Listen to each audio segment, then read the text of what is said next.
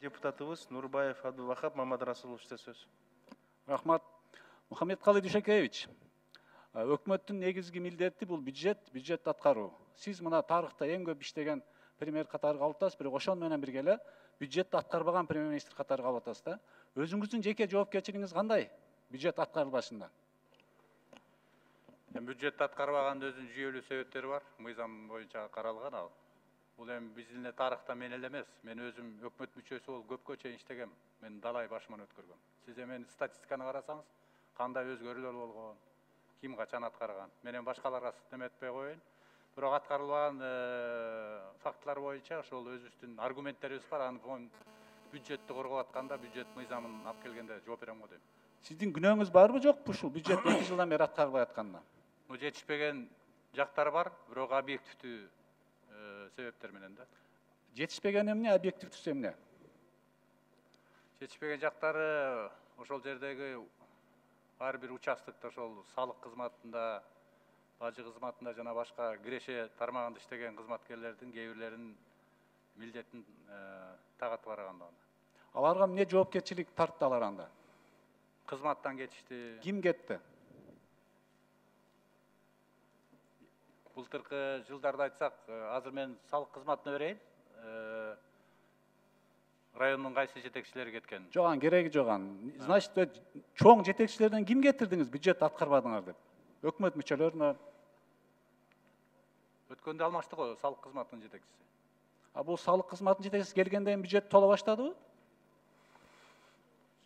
Жылыштар бар, бирок эми экономикалык акыбалга карата, региондо болуп аткан финансылык кризиске карата мындай кемчиликтер бар. Бирок негизи сиздин өкмөтүңүз негизги болгон мыйзам бюджетти аткарган жоксуңуз да. Сиз канчалык деңгээлде күнөөлүүсүңүз ушул жерде? Азыр мындайда 167 миллиард сомго киреше бөлүгүн аткарып, былтыркыга салыштырмалуу 15 миллиард сомдон ашык аткарган, республикалык бюджеттен 13 миллиардка ашык аткарган, 9,6%га көбүрөөк аткарган, бул жакшы көрсөтүч. Бардык нерсе идеальный айткандай боло берсе, анда экономикада проблема болбойт эле, туурабы? Бирок ал мыйзам да, силер мыйзамды аткарышыңар керек да. Мыйзамды да жөлүү себептер менен, эгерде субъектилерден, экономиканын тармактарынан кризистик бир нерселер болсо, же банкротство болсо, жоюлуп кетсе, алардын баары тең ошол планга кирген да. Силер инвестициялык шартты түзүп бере алган жоксуңар. Эң чоң күнөөңөр ошо болду. Экономикага эркиндик бере алган жоксуңар, кичи жана орто бизнеске эркиндик бере албадыңар. Укук коргоо органдары, текшерүү органдары менен кыйнап жаптыңар. Жунданы бир налог инспектор барып текшерип, 1,5 ай, 1 жыл канча жабылып турду, 1,5 миллиард акча түшпөй калды. Чынбы ушул? Жунда боюнча 15-жылдан бери келаткан тарых. Жок. Налог инспекция барып 160 миллион штраф салып, алар спорлошуп иштебей 1,5 миллиард сом түшпөй калды өздөрү айтты. Ошол 15-жылы салынган штрафта. А ошону сиз оңдоп койсоңуз болбой эле. Ал жерде соттук процесстер бар. Оңдогон үчүн азыр иштеп баштады. Нарында бир ишкер бут кийим чыгарган ишкана ачып, барып аны камап, укук коргоonu текшерип, жаап кетип калды. Билем аны. Сиздин убактыңызда болду ушуларчы? Жок, менин убактымда болгон жок. Ал 16-жылы болгон. Сиз алып кала албадыңыз да ушуларды? Ал жерде мыйзам бузуулар болгон.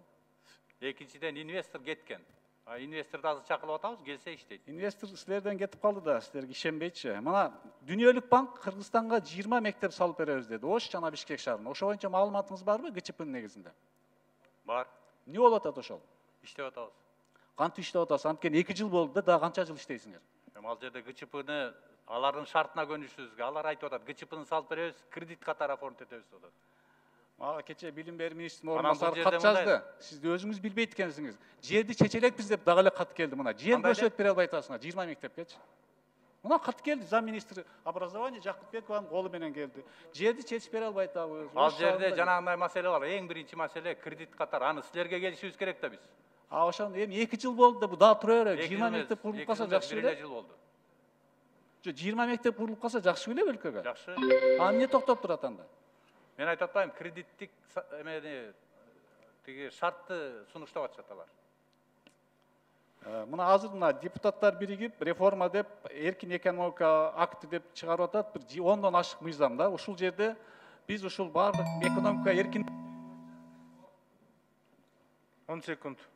Экономика эркиндик берүү боюнча мыйзам долбоорлорун силерге жөнөтүп атабыз. Ошону тез арада колдоп, кордун чыгарып бере аласызбы? Ал сиздер мыйзамды көрдүк, биз айтып аткан мыйзамдар эле экен. Ошо корутунду бере аласыңарбы ошого? Карайбыз, беребиз. Эгерде жанагындай экономикага, бюджетке жакшы салымдарды кошо турган болсо беребиз да биз. Ал эч качан андай болбойт. Эми дүйнө жүзүндө Беребиз, бир эле формула менен иштеп атат да, качан экономика ишкерлерге эркиндик бергенде ошо мамлекеттин экономикасы Эгерде өнүгөт. жанагындай мыйзамдар